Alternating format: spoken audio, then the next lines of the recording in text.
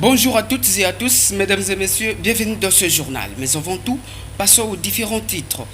Une conférence et débat a eu lieu à l'université de Kinshasa, la faculté des sciences économiques, dont la thématique est la problématique du développement économique de la RDC. L'organisation des concours d'éloquence au sein de l'université de Kinshasa par l'ancienne étudiante de la faculté de droit, les candidats attendent la finale. Lâchement des paiements des fonctionnaires et l'achat des biens et services sur le marché en francs congolais dès le 1er juillet, a déclaré la Banque centrale du Congo. Il s'agit de la dédollarisation de la monnaie nationale. C'est depuis un mois passé qu'elle a décidé. Voilà tout pour les titres. Forum discussion animé par le professeur Vital Kamerhe, le président de l'Assemblée nationale. Cette conférence parle de la problématique du développement économique de la République démocratique du Congo. Donatien Mutombo pour le reportage.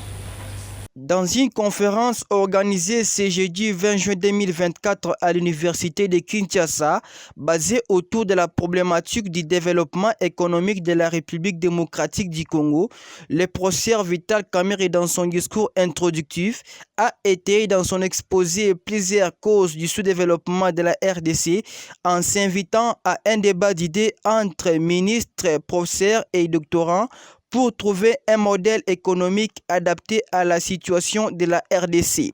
Selon lui, la RDC doit sortir d'un modèle colonial basé sur une économie extractive pour réussir le pari de son développement.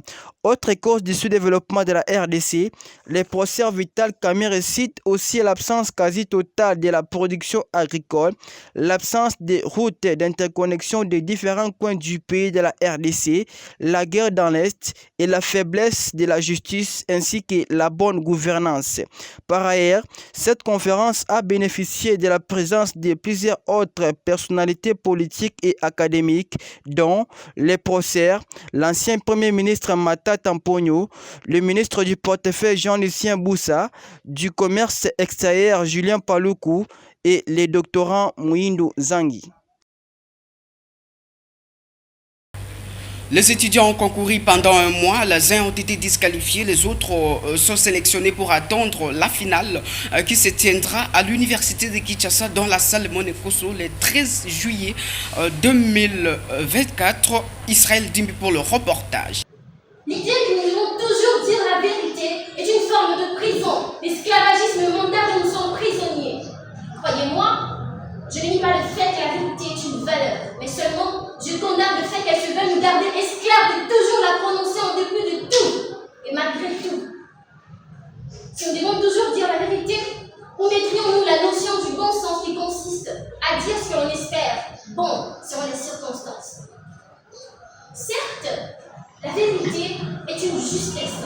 Néanmoins, elle s'avère être un danger venimeux lorsque nous la prononçons, alors qu'on aurait dû la taire pour préserver nos intérêts et préserver les autres. D'où cet adage si populaire et célèbre dans le monde entier qui dit « toute vérité n'est pas bonne à dire ».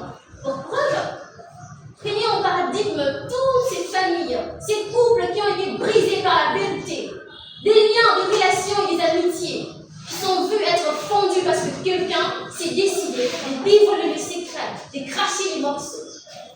De ce fait, s'il faut toujours dire la vérité, où mettrions-nous l'essence de l'âme de l'avocat, qui doit essentiellement, si la nécessité l'oblige, échapper à la vérité pour préserver les...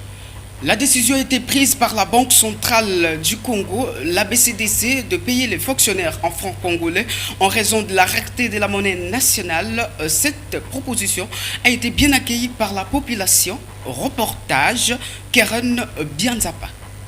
Je soutiens totalement la décision de la banque BCC, car notre monnaie actuellement ne vaut rien. On a plus donné de l'importance au dollar qu'au franc congolais. Je vais donner un exemple de 100 $ auparavant, c'était à 200 000 francs. Maintenant, là, le 100 $ vaut 280 000 francs. Alors, pour payer le fonctionnaire de la banque BCC en francs congolais, Parlons sécurité maintenant. Dans la province du Kasaï, il y a eu 2 morts, des maisons incendiées et des blessures graves par des coups de balles et des machettes. Il s'agit de l'affrontement entre le village Bouchongo et Bamako dans les territoires d'Ilebo. Reportage Jean-Sikwakombe.